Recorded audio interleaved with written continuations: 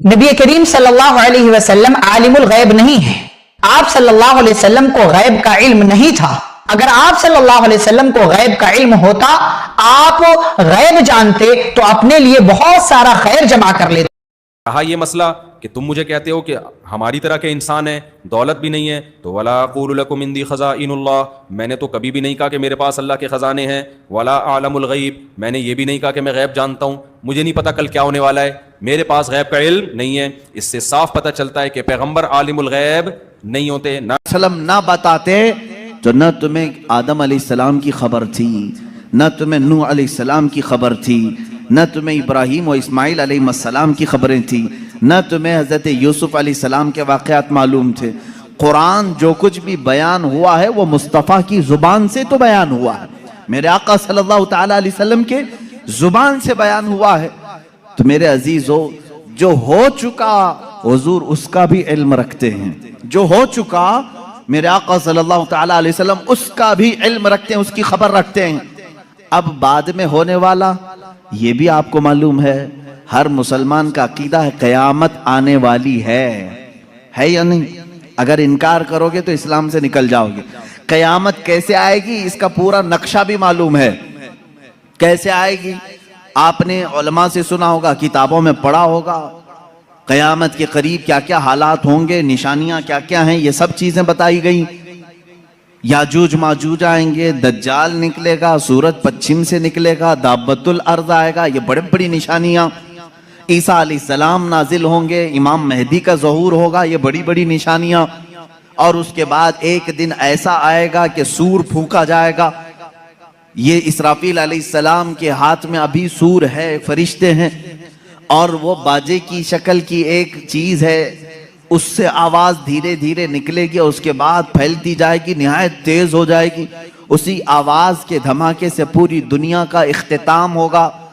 پھر سورج چاند ٹکرا دیے جائیں گے، تارے پھٹ جائیں گے، زمین اڑا دی جائے گی، پہاڑ روئی کے گالے کی طرح اڑ رہے ہوں گے. پھر میدان قیامت قائم کیا جائے گا. قیامت آئے گی، اتنا سارا ڈیٹیل یہ کس نے بتایا آپ کو؟ یہ کون بتایا ہے؟ اگر رسول پاک آنے والی خبروں کو نہیں جانتے تھے تو پھر قیامت کی خبر کبھی نہیں دیتے. اس کا مطلب ہے اللہ کے نبی صلی اللہ تعالیٰ علیہ وسلم آدم علیہ السلام کی پیدائش سے لے کر روز قیامت تک جو سور پھونکا جائے گا، کائنات کی ہر چیز سے واقف تھے، ہر چیز سے باخبر تھے.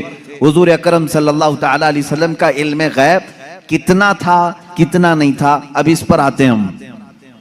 اس لیے کہ بعض علماء، ان سے ہمارا بھی ڈسکس ہوا، انہوں نے کہا کہ آپ خواہ وہابی اور دیوبندی جماعت سے اختلاف رکھتے ہیں، ہم کبھی انکار نہیں کرتے حضور صلی اللہ تعالیٰ علیہ وسلم کے علم غیب کا، لیکن ہم یہ کہتے ہیں کہ پورا علم غیب ان کے پاس نہیں تھا.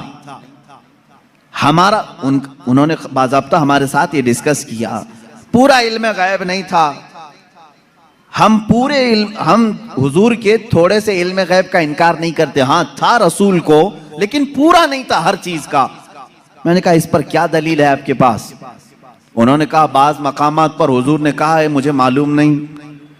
بہت سارے ایسے مقامات ہیں واقعہ ہو گیا، حضور کو اس کی خبر نہیں رہی. اس کا مطلب ہے حضور کو پورے علم غیب کا پورا علم غیب نہیں تھا، تھوڑا سا تو تھا، ہم اس کا اقرار کرتے ہیں. میرے عزیزو، جواب صرف اتنا ہی ہے کہ چلو میاں، ہم اور آپ بیٹھتے ہیں، ہم یہ لکھتے ہیں کہ حضور کا کیا کیا علم غیب تھا، اور آپ یہ لکھو کہ حضور کو کس کس چیز کا نہیں تھا. مبارک ہو تمہیں، تم حضور کے علم غیب کی نفی پر لکھتے جاؤ اور ہم حضور کے علم غیب کے اس بات پر لکھتے جائیں گے کہ اللہ کے نبی صلی اللہ تعالیٰ علیہ وسلم کو کن کن چیزوں کی خبر تھی اور تم کن کن چیزوں کی نہیں تھی، اس پہ لکھو. اور اس کے بعد ماتم کرو اپنی زندگی پر کہ اللہ نے تمہیں کس طرح کی یہ ڈیوٹی لگائی کہ نبی کونین کا نقص نکالنے پر پوری زندگی لگا دی گئی. حضور پاک کے صلی اللہ تعالیٰ علیہ وسلم کے مرتبے کو کم کرنے کے لیے تمہیں ڈیوٹی لگ گئی، تم اس چیز پر تیار ہو گئے.